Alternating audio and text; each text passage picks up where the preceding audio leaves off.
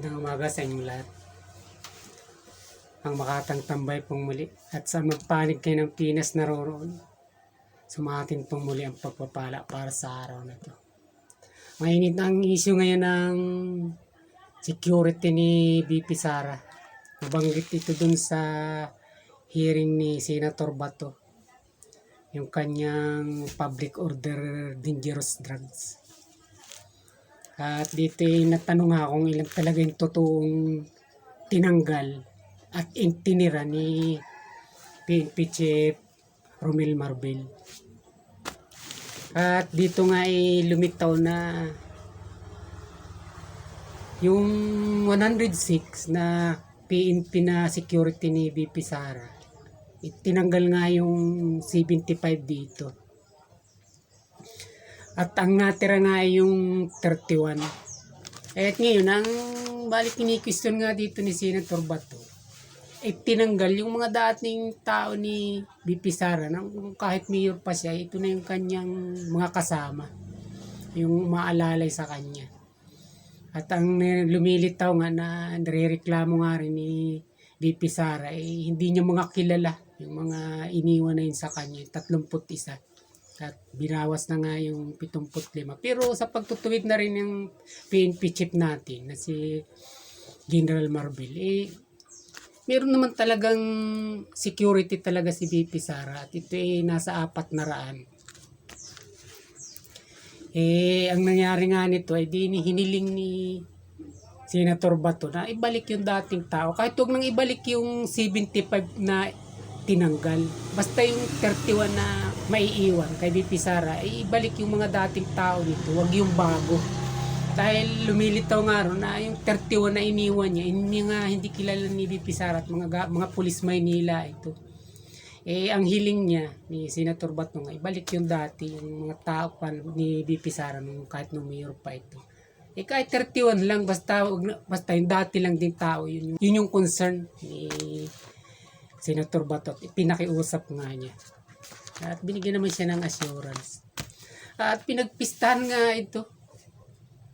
Na biro mo nagre-reklamo pa mas marami pa yung kanyang security kisa sa presidente.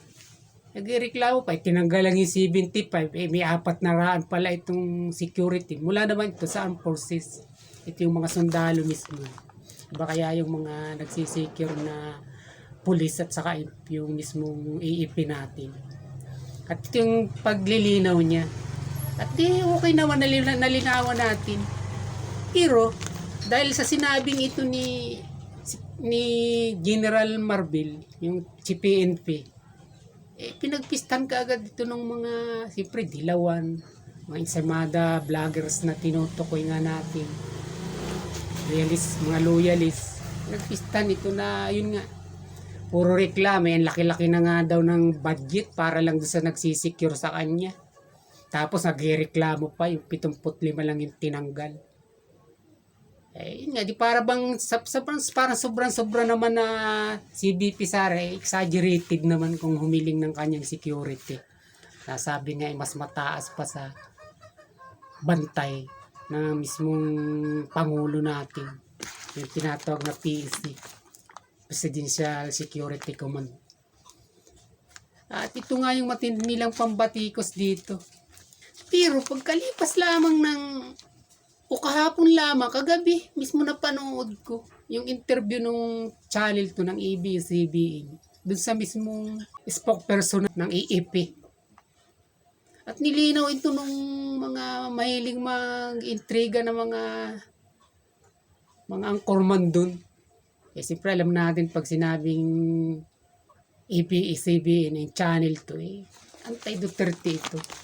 Kaya hanggat maaari kung meron silang masisilip na puna, nililiwanag kaagad nila ito at binibigyan din na talagang labis-labis naman. Hindi naman dapat ganito porque ba VP siya o Vice President siya. Para bang gano'n. Yung meron din silang gustong parating itira o ibato. Parang gano'n yung lumilitaw dun sa interview na yun.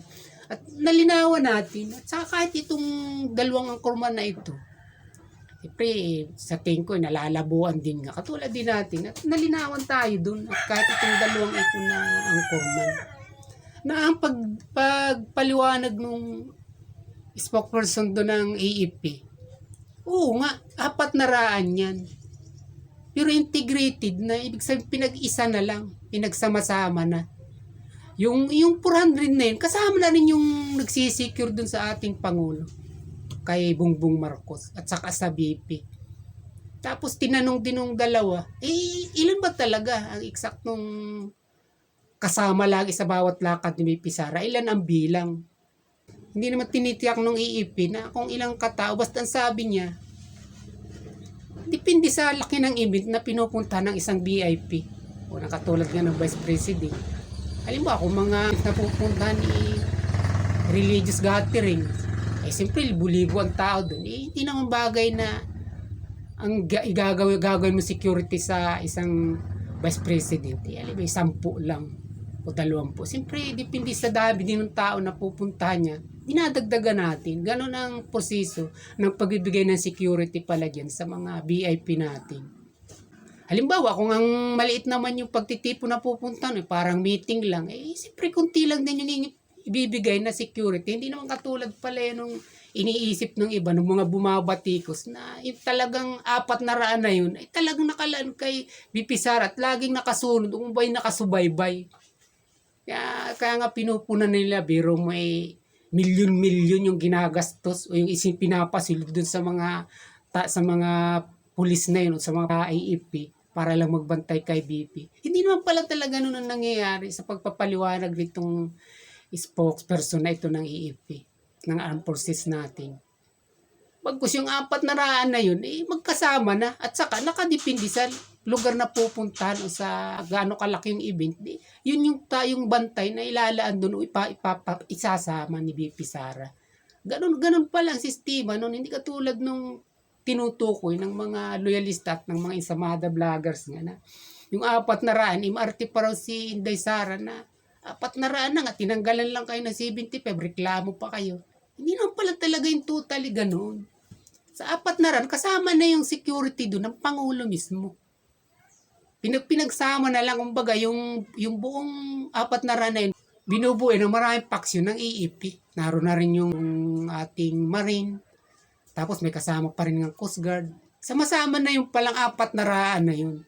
Na kung halimbawa may event na pupuntahan, depende sa dami o laki, yun yung pinoprovide nila na magbabantay doon. At kaya natin to naisipan pasadahan ganito. Palibasa kaya ang gusto lang nung iba, ng mga loyalista, ng mga dilawang vloggers, bumatikos lang, bumato lang ng bumato.